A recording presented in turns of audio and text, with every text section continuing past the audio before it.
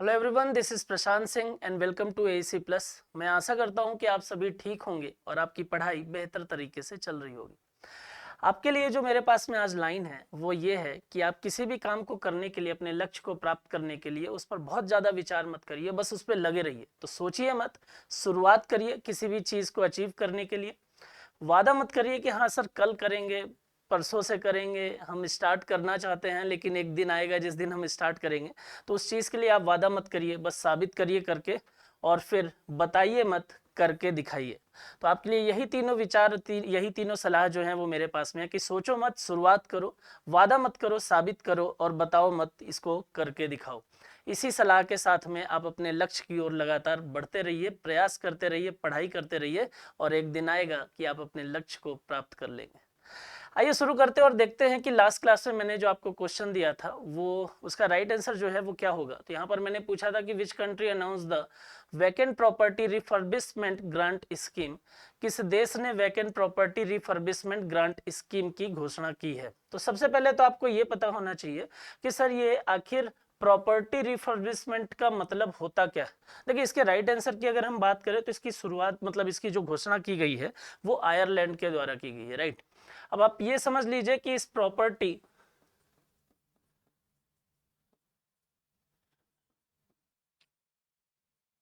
Refurbishment का मतलब क्या होता है। तो इसका मतलब होता है संपत्ति का नवीनीकरण। अब संपत्ति का नवीनीकरण तो किस प्रकार से, तो आयरलैंड में ये बोला गया कि ये जो पश्चिमी तट पर 20 द्वीपों में रहने वाले जो लोग हैं उनके द्वारा, या उनकी अगर उनके द्वारा अगर मैं बात करूं यहाँ पर, तो उनके द्वारा अगर किसी भी प्रकार की संपत्ति को, किसी भी प्रकार के घर को परित्याग कर दिया गया है तो उन परित्याग किए गए घर को ये सरकार जो है वो क्या करेगी, रिफर्बिशमेंट करेगी, उसको फिर से क्या करेगी, एक प्रकार से उसका नवीनीकरण करेगी। और उसके लिए सरकार ने ये बोला, गवर्नमेंट ने ये बोला कि 92,000 अमेरिकी डॉलर जो है वो उसके लिए प्रदान किए जाएंगे। तो याद रखिएगा कि ये जो प्रॉपर्टी रिफर्बिशमेंट का धारणा जो है वो दी किसने है, तो वो आयरलैंड ने दी, राइट।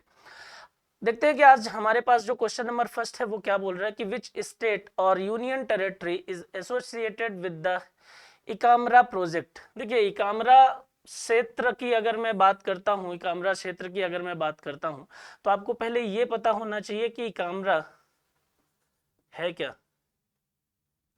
तो अगर आप ये जानते हैं तो आपको इसका राइट आंसर भी पता होगा और आपको ये भी पता होगा कि ये किससे संबंधित है। तो इकामरा जो है, या एकाम्र की अगर मैं बात करूं, तो ये एकाम्र शब्द जो है वो कहां से आया है, तो भुवनेश्वर का जो पुराना नाम है, राइट, भुवनेश्वर का पुराना नाम जो है वो क्या है, वो एकाम्र है और वहीं से आया एकाम्र प्रोजेक्ट, राइट। तो ये याद रखिए किस राज्य से संबंधित है। मैंने क्या बोला, भुवनेश्वर का पुराना नाम है, तो आपको आइडिया लग गया कि सर किस स्टेट्स की बात करेगा ये उड़ीसा से संबंधित है, राइट। तो कौन सा राज्य है जिसने प्रदेश में एकाम्रा परियोजना से जिसके साथ में जुड़ा हुआ है, जिसके एकाम्रा परियोजना पर काम कर रहा है, तो वो उड़ीसा राज्य है जो एकाम्रा पर काम कर रहा है। उड़ीसा के बारे में अगर मैं आपको बताऊं तो उड़ीसा के जो सीएम है वो वर्तमान में श्री नवीन पटनायक जी हैं।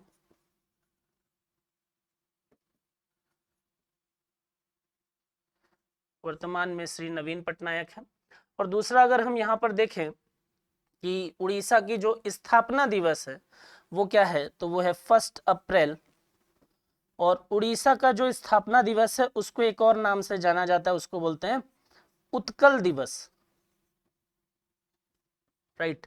तो ये भी याद रखिए। तो यहाँ पर आपको इतना आइडिया लग गया कि सर एकाम्र परियोजना जो है, एकाम्र प्रोजेक्ट जो है वो किससे संबंधित है, किस राज्य से जुड़ा हुआ है, तो वो उड़ीसा से जुड़ा हुआ है। और उड़ीसा के जो सीएम है उनका नाम है श्री नवीन पटनायक जी।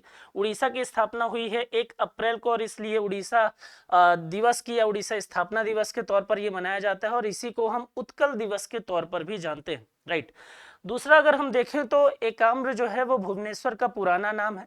और यहाँ पर किस एकाम्र प्रोजेक्ट के अंदर किया क्या जा रहा है तो उसके बारे में थोड़ी सी और बात कर लेते हैं। तो यहाँ पर देखिए कि उड़ीसा के मुख्यमंत्री नवीन पटनायक ने 280 करोड़ रुपए के एकाम्र परियोजना की शुरुआत की है, जिसका उद्देश्य प्राचीन मंदिरों के विकास के लिए उनकी सरकार की प्रतिबद्धता के हिस्से के रूप में भुवनेश्वर में 11वीं शताब्दी के, मोस्ट इंपॉर्टेंट चीज है, मंदिर का नाम याद रखिए, लिंगराज मंदिर के परिवेश को बढ़ाना है।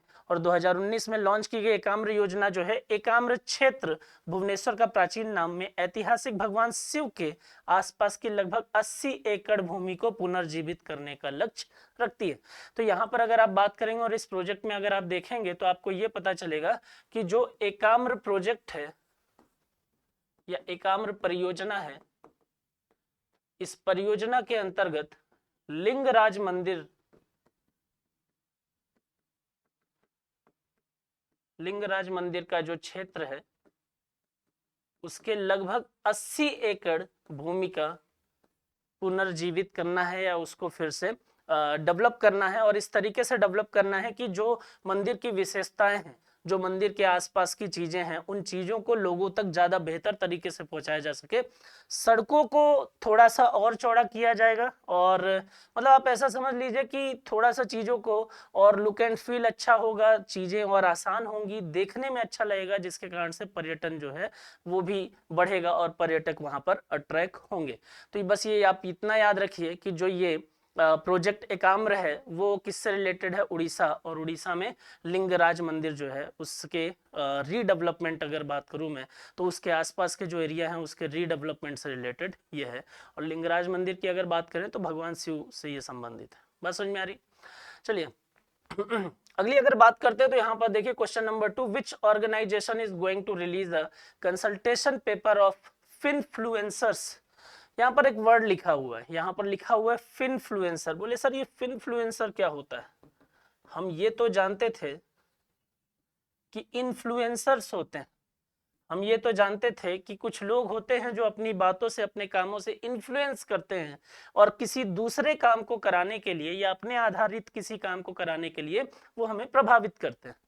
अब हमारे लिए एक नया वर्ड है जिसको हम फिनफ्लुएंसर बोल रहे हैं।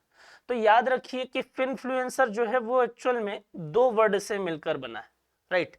यहां पर अगर आप देखेंगे तो एफ से आता है फाइनेंशियल, राइट, और बाकी जो है वो इन्फ्लुएंसर, ठीक है। तो यहां पर याद रखिए कि जो फिनफ्लुएंसर है एक्चुअल में वो 2 वर्ड से मिलकर बना है, एक फाइनेंशियल, इन्फ्लुएंसर से मिलकर बना है, ठीक है। और क्वेश्चन के आधार पर अगर देखें तो ये जो फिनफ्लुएंसर है इस पर परामर्श पत्र जारी करने कौन सी संस्था जो है वो परामर्श पत्र या कंसल्टेशन पेपर जो है वो जारी करने वाली है, तो उस संस्था का नाम है सेबी। और सेबी क्या कर रही है अभी, देखिए पहले तो आप ये समझ लीजिए कि सेबी का काम क्या है। तो security and exchange board of India stock market से रिलेटेड जितनी भी चीजें, वहां पर जो इन्वेस्टर हैं, वहां पर जो कंपनीज हैं, उन सभी के हितों को ध्यान में रखते हुए चीजें या ट्रेडिंग सही तरीके से, लीगल तरीके से हो, इस चीज का अगर आप देखेंगे तो उस चीज को ये रेगुलेट करने के लिए एक रेगुलेशनरी बॉडी है, एक विनियामक संस्थान है जो भारत सरकार के अंडर में काम कर रहा है 1992 से। अब सेबी के बारे में अगर मैं बताऊं तो सेबी की जो स्थापना हुई थी, देखिए सेबी जब आप पढ़ेंगे ना तो आपको 2 ईयर याद रखने पड़ेंगे। एक आपको याद रखना पड़ेगा 1998, और 1998 में स्टैब्लिशमेंट तो हो गया, लेकिन जो इसका एज अ स्टेचुअरी बॉडी का स्टेटस जो इसको मिला था, जो इसको एक वैधानिक संस्था का स्टेटस मिला था, वो अगर हम बात करेंगे तो वो कब मिला इसको, 1992 में। तो कहीं कहीं पर अगर आप देखेंगे तो आपको ये मिलेगा कि सेबी जो है वो 1992 में आई, और कहीं कहीं पर देखेंगे तो 1998। तो दोनों का लॉजिक समझ लीजिए, एस्टेब्लिशमेंट 1988 में हो गया था और वैधानिक स्टेटस जो है, दर्जा जो है वो 1992 में मिला था। बात समझ में आ रही है? अब बात करते हैं वापस हम फिनफ्लुएंसर के बारे में। तो फिनफ्लुएंसर जो है वो कहलाते हैं फाइनेंशियल इन्फ्लुएंसर। अब ये फाइनेंशियल इन्फ्लुएंसर होते क्या है? तो फाइनेंशियल इन्फ्लुएंसर के बारे में अगर मैं बताऊं आपको, तो ये जो फाइनेंशियल इन्फ्लुएंसर होते हैं या फिनफ्लुएंसर होते हैं, ये अपने सोशल मीडिया अकाउंट के थ्रू, ये क्या करते हैं, ये अपने सोशल मीडिया अकाउंट के थ्रू ये मिस इन्फॉर्मेशन देते हैं कभी कभी। जैसे मान लीजिए कि बहुत सारे लोग हैं जो ट्रेडिंग तो करना चाहते हैं लेकिन उनको क्योंकि शेयर मार्केट का आइडिया नहीं है, जिस वजह से वो क्या करते हैं, वो देखते हैं कि यार कुछ ऐसा हमको मिल जाए कि किसी की हम चीज़ों को देखकर कॉपी करके उसकी बातों को, उसके इंस्ट्रक्शंस को मानकर हम ट्रेडिंग कर लें और हमको प्रॉफिट हो जाए। तो बहुत सारे लोग हैं जो क्या करते हैं, सोशल मीडिया पर अपने द्वारा फाइनेंशियल इंस्ट्रक्शन प्रोवाइड करते हैं, फाइनेंशियल इंफॉर्मेशन प्रोवाइड करते हैं, और वो इस बात का दावा करते हैं कि अगर आप इस प्रकार की इंफॉर्मेशन के आधार पर ट्रेडिंग करेंगे तो आपको कहीं ना कहीं प्रॉफिट ही प्रॉफिट होगा।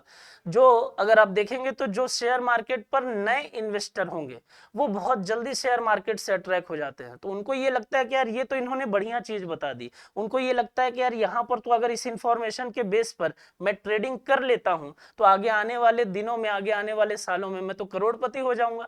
तो यहां पर कभी कभी क्या होता है कि ये जो सोशल मीडिया अकाउंट के थ्रू इन्फ्लुएंसर होते हैं वो अपने इंडिविजुअल प्रॉफिट के लिए कभी कभी मिस इंफॉर्मेशन, फेक इंफॉर्मेशन और किसी भी प्रकार की अलग अलग प्रकार की जो इंफॉर्मेशन है वो गलत इंफॉर्मेशन भी प्रोवाइड करते हैं, जिससे क्या होता है, इनको तो फायदा होता है, लेकिन जब इन्वेस्टर इन इंफॉर्मेशन के आधार पर इन्वेस्टमेंट करता है तो इन्वेस्टर को फाइनली लॉस होता है। तो इस चीज को मैंने क्या बोला, सेबी क्या करेगा, कंपनी की भी इंटरेस्ट को ध्यान में रखेगा और जो इन्वेस्टर हैं उनके भी इंटरेस्ट को। तो यहां पर आप देखिए कि इन्वेस्टर के साथ तो गलत हो रहा है ना, तो इसलिए सेबी ने क्या किया है, इस चीज को रोकने के लिए उन्होंने फिनफ्लुएंसर पर एक कंसल्टेशन पेपर जो है वो जारी करने वाला है। तो एक प्रकार का रेगुलेशन है जो कौन करेगा, जो सेबी करेगा। आई होप कि आपको ये फिनफ्लुएंसर का कॉन्सेप्ट जो है वो समझ में आ गया होगा। देखिए यहाँ पर कि फिनफ्लुएंसर वे व्यक्ति होते हैं जो धन, वित्त और स्टॉक निवेश के संबंध में मार्गदर्शन प्रदान करने और उपाख्यानों को साझा करने के लिए अपने सार्वजनिक सोशल मीडिया प्लेटफॉर्म का उपयोग करते हैं। हाल ही में भारतीय प्रतिभूति और विनिमय बोर्ड, जिसको आप सेबी के नाम से जानते हैं, एक चीज और इसमें याद रखिए कि इसकी जो प्रमुख है, इसकी जो हेड है, उनका नाम है माधवी पुरी बुच, ने बाजार में इन्फ्लुएंसर की बढ़ती संख्या और प्रलोभनों के बारे में बात की है और उन्होंने उस पर यह बोला है कि इन पर रेगुलेशन की भी आवश्यकता है। तो इतना आप ध्यान में रखिए और ये चीजें आपको समझ में आ ही गई होंगी, राइट। क्वेश्चन नंबर 3 की मैं बात करता हूं कि what is the name of the type of electricity tariff which consist of low tariff during the day and high rates during peak hours.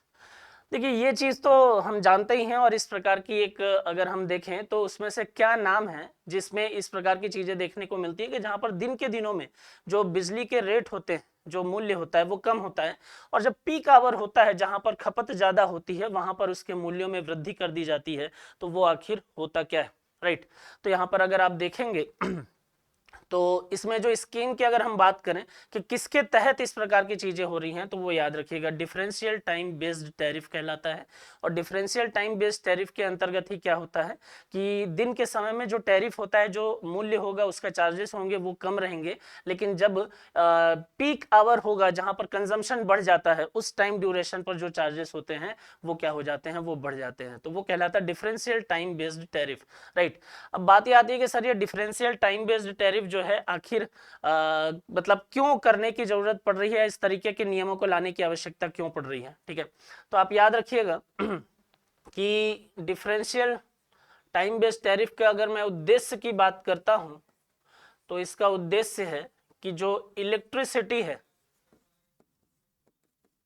देखिए जब तक हमारे यहाँ पे या कहीं पर भी हम ह्यूमन नेचर की बात अगर मैं करूं कि जब तक चीजों के रेट में वृद्धि नहीं होती है, थ्योरी ऑफ इलास्टिसिटी आपने पढ़ी होगी तो आपको पता होगा प्रोडक्ट का प्राइस बढ़ेगा तभी प्रोडक्ट की डिमांड में डिक्रीमेंट होगा, सामान्य तौर पर ऐसी चीजें देखने को मिलती है।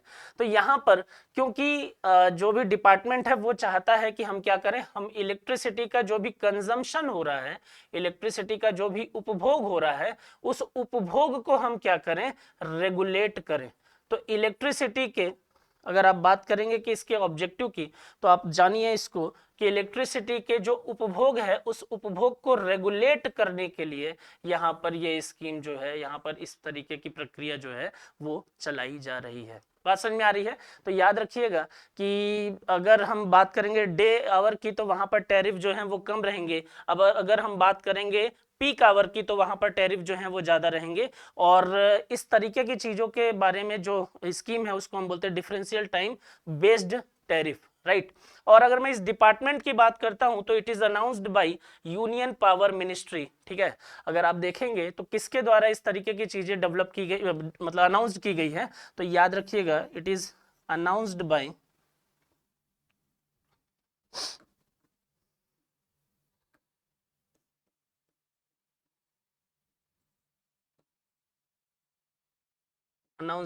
Power ministry. और पावर मिनिस्ट्री की अगर हम बात कर रहे हैं तो आपको ये भी पता होना चाहिए कि जो पावर मिनिस्ट्री के मिनिस्टर हैं वो कौन है, तो उनका नाम है करंट में RK सिंह जी। ये भी इसमें याद रखिएगा, ठीक है। तो चलिए ये भी क्लियर हो गया आपको। आगे बात करते हैं कि which Indian armed force is host of the तरंग शक्ति मल्टीनेशनल एयर एक्सरसाइज, ठीक है। देखिए बहुत ज्यादा इंपॉर्टेंट है ये क्वेश्चन। तो अगर हम बात करें तरंग शक्ति, तो आपको थोड़ा सा इसका नाम देखकर ही आइडिया लग गया होगा कि तरंग शक्ति है तो किससे संबंधित हो सकती है ये। तरंग शक्ति की अगर बात करें तो यार ये हो सकता है कि वायुसेना से संबंधित हो, तो ये वायुसेना से ही संबंधित है और इसका राइट आंसर जो है वो इंडियन एयर फोर्स है। बात समझ में आ रही है। अब यहाँ पर अगर मैं बात करता हूँ भारतीय वायुसेना की और तरंग शक्ति, अगर हम बहुराष्ट्रीय हवाई अभ्यास की हम बात करते हैं तो याद रखिएगा कि ये जो तरंग शक्ति अभ्यास है ये विभिन्न देशों के द्वारा सम्मिलित एक अभ्यास है और 12 देश जो हैं वो इसमें भाग लेने वाले हैं। और 12 देशों में से 6 देश इस प्रकार के हैं जो अपने ही विमान को लेकर आएंगे इस अभ्यास के लिए, और 6 देश ऐसे हैं जो पर्यवेक्षक के तौर पर। बात समझ में आ रही है। तरंग शक्ति जो है उसमें 12 देश भाग लेने वाले हैं, जिसमें से 6 देश किस प्रकार के हैं जो अपने ही विमान को लेकर आएंगे, और 6 देश किस प्रकार के हैं जो पर्यवेक्षक के तौर पर इसमें भाग लेने वाले हैं। भारतीय वायुसेना के बारे में अगर मैं बताऊं आपको तो ये विश्व की तीसरी पावरफुल,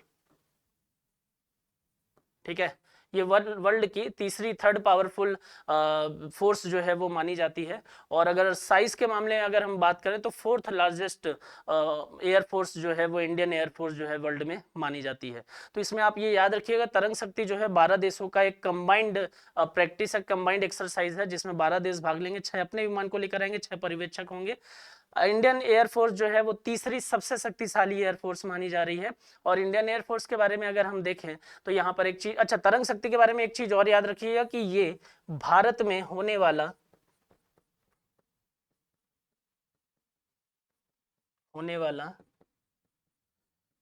सबसे बड़ा अभ्यास है। बात समझ में आ रही है। तो आपको यहाँ पर यह भी याद रखना पड़ेगा कि ये भारत में होने वाला सबसे बड़ा अभ्यास है। बात समझ में आ रही है। अब अगर मैं आपसे बोलूं कि करंट में जो CDS है ना, अगर मैं आपसे बोलूं करंट में जो CDS है तो उनका नाम क्या है, तो उनका नाम है अनिल चौहान जी। बात समझ में आ रही है। और आपके लिए जो क्वेश्चन है इसमें वो याद रखना है कि जो फर्स्ट CDS ऑफ इंडिया थे उनका क्या नाम था, जिनकी मृत्यु हो गई थी एक विमान दुर्घटना में, ठीक है। और उनका नाम जो है वो क्या है, तो आप इसको कमेंट करके बताएंगे मुझे। और अगर मैं बात करता हूँ चीफ ऑफ एयर स्टाफ की तो विवेक राम चौधर, ठीक है। तो इनका भी नाम आप याद रखिएगा, इनका नाम है विवेक राम चौधर। ये कौन है, ये हैं chief of air staff, right. देखिए भारतीय वायुसेना जो है वो अलग अलग अभ्यास करती रहती है, ठीक है। भारतीय वायुसेना की अगर हम बात करें तो अलग अलग अभ्यास करती रहती है, और इसके तरंग शक्ति जो है वो होने वाला है 12 देशों का एक सम्मिलित अभ्यास के तौर पर है। भारत में होने वाला अब तक का सबसे बड़ा अभ्यास ये माना जा रहा है वायुसेना का, ठीक है। 12 देश इसमें भाग लेंगे, 6 और 6 के अलग अलग विभाजित कर दिया गया है इनको। वर्तमान में अगर CDS की बात करते तो अनिल चौहान नाम है उनका, अगर हम चीफ ऑफ एयर स्टाफ की बात करते तो विवेक राम चौधर जो हैं वो इनका नाम है। और मैंने आपसे पूछा है कि करंट में CDS जो मतलब जो फर्स्ट CDS ऑफ इंडिया थे उनका क्या नाम था। आपके लिए एक क्वेश्चन और है, अगर हम इंडियन एयरफोर्स के एक और एक्सरसाइज की अगर हम बात करते हैं तो वो है GMAX। तो ये जो जीमैक्स एक्सरसाइज है वो कहाँ पर हुई है, आप मुझे ये भी कमेंट करके बताएंगे। बात समझ में आ रही है? चलिए आगे अगर हम बात करते हैं तो क्वेश्चन है, क्वेश्चन नंबर 5 की अगर मैं बात करता हूं तो यहाँ पर देखिए कि इन विच स्टेट और यूनियन टेरिटरी इज द काकरा पर एटॉमिक पावर प्रोजेक्ट, जिसको KAPP के नाम से भी जाना जाता है, बीइंग बिल्ट, काकरा पर परमाणु ऊर्जा परियोजना जो है वो किस राज्य केंद्र शासित प्रदेश में बनाई जा रही है? तो याद रखिएगा कि वो गुजरात से संबंधित है और गुजरात में ही इसको क्या किया जा रहा है, डेवलप किया जा रहा है। इसमें एक चीज आप याद रखिए कि ये किस नदी पर है, तो ये तापी नदी पर है, और तापी नदी पर है, और कहां पर है, तो ये गुजरात में ही डेवलप हो रहा है। और इसकी 2 यूनिट इसमें देखिए, एक चीज और आप याद रखिएगा कि ये जो काकरापार परमाणु ऊर्जा परियोजना है ना, अगर हम देखेंगे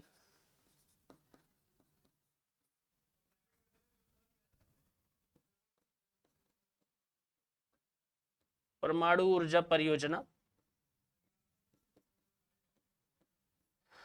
तो इसको अगर हम देखेंगे तो इसमें 3 यूनिट है, और 3 यूनिट में अगर आप देखें तो 3 यूनिट में से जो 2 यूनिट हैं वो कैनेडियन टेक्नोलॉजी बेस्ड है,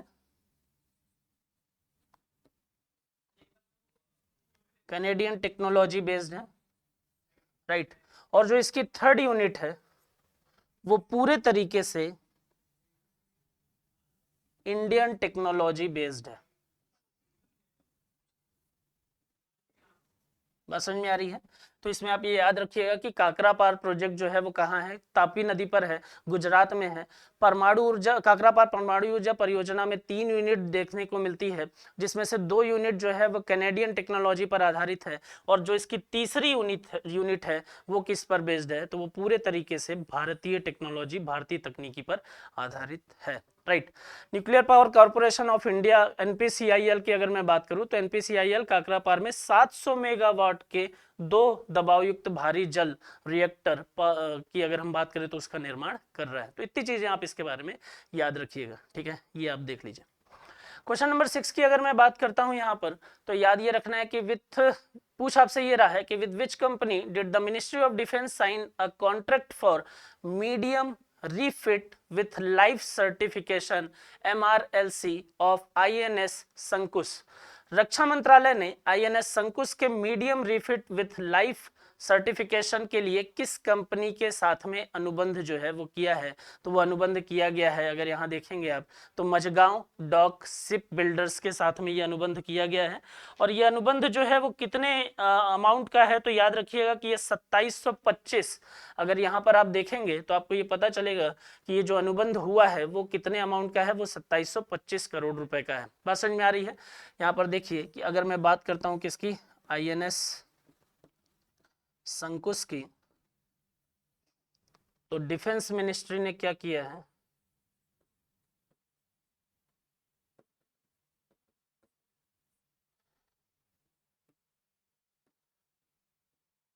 मझगांव डॉक शिप बिल्डर के साथ में डील हुई है, और किसके लिए है, कितने अमाउंट की है, तो ये है 2725 करोड़ रुपए की। बात समझ में आ रही है? तो ये डील किसने की है, डिफेंस मिनिस्ट्री ने मझगांव डॉक शिप बिल्डर के साथ में ये डील जो है वो की है। इसमें आप एक चीज और याद रखिएगा कि अगर हम इसकी बात करते हैं तो अगर हम INS संकुश की बात करते हैं तो याद रखिएगा कि जो INS संकुश है, जो INS संकुश है,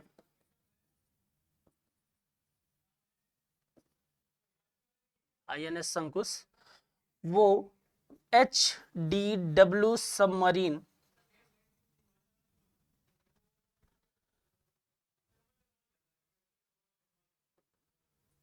की दूसरी यूनिट है जो किससे गुजरेगी, MRLC से। बात समझ में आ रहा है। तो इसमें ये भी याद रखिएगा कि आईएनएस शंकुश जो है वो एसडीडब्ल्यू सबमरीन की अगर हम बात करेंगे तो एसडीडब्ल्यू शंकुश जो है वो एसडीडब्ल्यू सबमरीन की दूसरी यूनिट है आईएनएस शंकुश, जो किससे गुजरेगी, जो एमआरएलसी से गुजरेगी। अब बात ये आती है कि सर ये medium refit with life certification MRLC आखिर ये होता क्या है। तो एक तरीके से आप ऐसा समझ लीजिए कि एमआरएलसी का जो प्रोसेस है उस प्रोसेस में जब हम किसी भी यूनिट को, किसी भी आईएनएस को या किसी भी दूसरे चीजों को हम जब इस प्रोसेस से गुजारते हैं तो उसका मतलब ये होता है कि उसमें ये चेक किया जाता है कि ये कितना फिट है, ये इसका फिटनेस टेस्ट जो है वो किया जाता है। और अगर यहाँ पर आप देखेंगे तो अगर ये समझ में आता है कि इसमें कहीं ना कहीं कुछ कमी है तो उस कमी को दूर करने के लिए आप ऐसा समझ लीजिए, अगर आसान भाषा में मैं समझाऊं तो मेंटेनेंस जो है वो किया जाता है और इसको पुनर्जीवित किया जाता है ताकि ये बेहतर तरीके से और इनके लंबे समय तक काम जो है वो कर सके। तो ये चीज इसमें याद रखिए कि जो एमआरएलसी है उसमें होता क्या है, राइट। चलिए आगे बात करते हैं। और नेशनल क्वेश्चन नंबर 7 की अगर हम बात करें तो यहाँ पर आप देखेंगे कि national space mission for earth observation is related to which country. अगर हम यहाँ पर बात करें तो ये किससे संबंधित है, ये national space mission for earth observation जो है वो ऑस्ट्रेलिया से संबंधित है। ऑस्ट्रेलिया इस प्रोजेक्ट पर काम कर रहा था और ये प्रोजेक्ट जो है वो करता क्या है, तो अगर हम बात करेंगे तो यहाँ पर आपको पता चलेगा इस प्रोजेक्ट का, अगर आपने नाम देखा होगा तो यहाँ पर क्या लिखा हुआ है, अर्थ ऑब्जर्वेशन। तो याद रखिए कि ये किससे संबंधित है, ये अर्थ ऑब्जर्वेशन से रिलेटेड है ना। ये किससे संबंधित है, ये अर्थ ऑब्जर्वेशन से रिलेटेड है और इसके माध्यम से ये किया जा रहा था कि अर्थ पर जो विभिन्न प्रकार की चीजें हैं उनको ऑब्जर्व किया जा रहा था। हालांकि अगर हम यहाँ पर देखेंगे ऑस्ट्रेलिया की अगर हम बात करेंगे तो बजट की कमी के कारण ऑस्ट्रेलिया जो है वो national space mission for earth observation को छोड़ने के लिए मजबूर हो गया है। और इस कार्यक्रम के बारे में अगर और देखें तो मुख्य लक्ष्य जो है महत्वपूर्ण पृथ्वी का अवलोकन करना, डेटा को कलेक्ट करना और 2028-2033 के बीच लॉन्च के लिए 4 उपग्रह एक सेट का विकास करना, निर्माण और संचालन करना इसका मुख्य उद्देश्य है, इस कार्यक्रम का उद्देश्य है, राइट। तो ये याद रखिएगा क्या कि national space mission for earth observation अभी फिलहाल ऑस्ट्रेलिया से ही रिलेटेड है। क्लियर। क्वेश्चन नंबर 8 की अगर मैं बात करता हूं तो क्वेश्चन नंबर 8 में पूछ रहा है कि in which state the Subansiri lower hydro electric project has been built. Subansiri lower hydro electric project जो है वो किस राज्य में बनाया जा रहा है। तो पहली चीज तो इसमें ये याद रखिएगा कि ये किस पर है, तो ये सुबनसिरी नदी पर बन रहा है, ठीक है। ये किस पर है, तो ये सुबनसिरी नदी पर है, नाम में ही इसके लिखा हुआ है कि कौन सी नदी पर है, तो ये सुबनसिरी नदी। कितने मेगावाट का है, ये 200 मेगावाट का ये प्रोजेक्ट है, ठीक है। और किस राज्य से संबंधित है, तो ये अरुणाचल प्रदेश और असम से संबंधित है। तो आपको ये पता चल गया कि ये किससे संबंधित है, ये अरुणाचल प्रदेश और असम से संबंधित है। और इसकी शुरुआत की अगर मैं बात करता हूं तो इसकी शुरुआत जो है वो कब की गई थी, इसको स्टार्ट कब किया गया था, इसको स्टार्ट किया गया था 2005 में। और ऐसा एक्सपेक्ट किया जा रहा है कि इसका कंप्लीट कब तक किया जाएगा, इसका कंप्लीशन कब तक होगा, तो ये हो सकता है इसी साल 2023 में। तो सुबनसिरी नदी पर लगभग 2000 मेगावाट कैपेसिटी वाला जो प्रोजेक्ट है उसकी शुरुआत की गई है। और इस प्रोजेक्ट पर अगर हम देखें तो इसकी स्टार्ट कब, इसकी शुरुआत 2005 में ही हो गई थी और अनुमान लगाया जा रहा है 2023 तक इसका समापन, इसको कंप्लीट कर दिया जाएगा बनाकर। बात समझ में आ रही है। इसमें एक चीज आप और याद रखिए, एनएचपीसी लिमिटेड ने सुबनसिरी लोअर जल विद्युत परियोजना के लिए बांध निर्माण का सफलतापूर्वक काम पूरा कर लिया है। तो किसने किया है, तो वो एनएचपीसी जो है उसने किया है। और एनएचपीसी का फुल फॉर्म होता है national hydro power corporation, right. तो इसमें एक चीज और याद रखिएगा कि किसके द्वारा किया जा रहा है, तो ये किया जा रहा है एनएचपीसी के द्वारा, national hydro power corporation, right. ठीक है, चलिए तो इतनी चीजें आपको क्लियर हो गई यहाँ पर, ठीक है। इसमें माफ करिएगा ये 200 नहीं 2000 मेगावाट से संबंधित है, ठीक है। चलिए क्वेश्चन नंबर 9 की अगर मैं बात करता हूं तो क्वेश्चन नंबर 9 बोल रहा है कि which Indian organisation has prompt Google and Apple to secure mobile device for financial transaction? किस भारतीय संस्था ने गूगल और एप्पल को वित्तीय लेन देन के लिए मोबाइल उपकरणों को सुरक्षित करने के लिए प्रेरित किया है? और उस ऑर्गेनाइजेशन का नाम है भारतीय रिजर्व बैंक या आरबीआई। ठीक है, तो जो डिजिटल फॉर्म में ट्रांजैक्शन हो रहे हैं उसको सिक्योर करने के लिए अगर आप देखेंगे तो यहाँ पर प्रेरित किया जा रहा है गूगल और एप्पल को। ठीक है, और किसके द्वारा किया जा रहा है? तो आरबीआई के द्वारा ये चीजें देखने को मिल रही। ठीक है, आरबीआई के बारे में अगर आप देखिए यहाँ पर जो इसका मेन ऑब्जेक्टिव है तो वो है साइबर सिक्योरिटी प्रोवाइड करना, ताकि जो अटैक हो रहे हैं आपको फाइनेंशियल फॉर्म में जो या डिजिटल फॉर्म में आपके डेटा को जो हार्म पहुंच रहा है या फाइनेंशियल लॉस हो रहा है, उन लॉस से आपको क्या किया जा सके, थोड़ा सिक्योर किया जा सके, इसके लिए काम कर रही है। दूसरा, अगर आरबीआई की बात करते हैं तो आरबीआई के बारे में तो आपको पता ही है कि इंडिया में जो बैंकिंग सेक्टर में अपेक्स अथॉरिटी है वो कौन सी है? वो आरबीआई है। जो सर्वोच्च निकाय है वो कौन सा है? वो आरबीआई है। इसकी स्थापना की अगर मैं बात करता हूं तो एक एक्ट पास किया गया था जिसके अंडर में इसकी स्थापना हुई, तो आरबीआई एक्ट 1934 के अंडर में इसका एस्टेब्लिशमेंट हुआ। कब हुआ? तो 1 अप्रैल 1935 में, राइट। और नेशनलाइजेशन हुआ, इस्टेब्लिशमेंट देन नेशनलाइजेशन गवर्नमेंट के अंडर में इसको लाया गया, तो इसको हुआ था नेशनलाइजेशन 1 जनवरी 1949 में। ठीक है, इससे बेसिक और भी कुछ चीजें याद रखिए आपकी, जैसे इसके फर्स्ट गवर्नर की अगर आप बात करते हैं तो इसके फर्स्ट गवर्नर जो हैं वो सर ऑसबोर्न स्मिथ है। इसके अगर आप फर्स्ट इंडियन गवर्नर की बात करते हैं तो इसके फर्स्ट इंडियन गवर्नर जो हैं वो सीडी देशमुख है। ठीक है, और करंट गवर्नर की अगर आप बात करें तो करंट गवर्नर तो आपको पता ही है, इसके करंट गवर्नर हैं शक्तिकांत दास जी। ठीक है, इसके अलावा इसमें 4 डिप्यूटी गवर्नर भी होते हैं। तो आपके लिए जो क्वेश्चन है वो यही है कि आरबीआई के करंट में 4 डिप्यूटी गवर्नर कौन है, उनके नाम आप मुझे कमेंट करके बताएंगे। बात समझ में आ रही है? चलिए क्वेश्चन नंबर 10 की बात करते हैं, और यहाँ पर अगर हम देखें तो बोल रहा है कि भूमि के एक टुकड़े को जोतते हुए एक व्यक्ति को चित्रित करने वाली मेसोलिथिक काल की रॉक पेंटिंग जो है वो किस राज्य में प्राप्त हुई है? In which state a mesolithic rock painting depicting a man ploughing a piece of land has been found? तो यहाँ पर अगर हम बात करेंगे तो किस राज्य में ये प्राप्त हुई है rock painting depicting land cultivation in Andhra Pradesh? तो इसका राइट आंसर जो है वो आंध्र प्रदेश हो जाएगा। और जो ये चित्र प्राप्त हुआ है, ये इस तरीके की जो पेंटिंग प्राप्त हुई है वो कहाँ से प्राप्त हुई है? वो आंध्र प्रदेश से प्राप्त हुई है। इसके बारे में थोड़ा सा देख लीजिए कि आंध्र प्रदेश के गुट्टूर के ओवरा कल्लू अगर आप देखेंगे तो ओवरा कल्लू गांव में एक मेसोलिथिक काल की रॉक पेंटिंग मिली है। तो कहाँ पर मिली है? तो आप ये याद रखिए, ओरवा कल्लू गांव में। कहाँ का है ये? तो गुट्टूर का है। बात समझ में आ रही है? जिसमें एक व्यक्ति को जो अभी आपने देखा है, कृष्णा नदी का सर्वेक्षण करते समय ओरवा कल्लू में एक पहाड़ी के प्राकृतिक शैल आश्रयों की दीवारों पर इस प्रकार की प्रागैतिहासिक शैल चित्रकला की पहचान जो है वो की गई है। और प्रागैतिहासिक मानवों के लिए आश्रय स्थल थे ये, अगर हम इसकी बात करें तो ये आश्रय स्थल थे और इस स्थान पर वो यहाँ निवास करते थे। तो इतना ज्यादा आपको जरूरी नहीं है, आप सिर्फ इतना याद रखिए कि ये जो अगर हम बात करें तो ये कहाँ पर प्राप्त हुई है मेसोलिथिक रॉक पेंटिंग जो है, तो वो प्राप्त हुई है आंध्र प्रदेश के गुट्टूर के ओरवा कल्लू गाँव में। बात समझ में आ रही है? चलिए, तो ये आज के क्वेश्चन है हमारे पास में। आपके लिए जो क्वेश्चन है वो ये है कि India gifted indigenously build in service missile corvettes INS Kirpan to which country?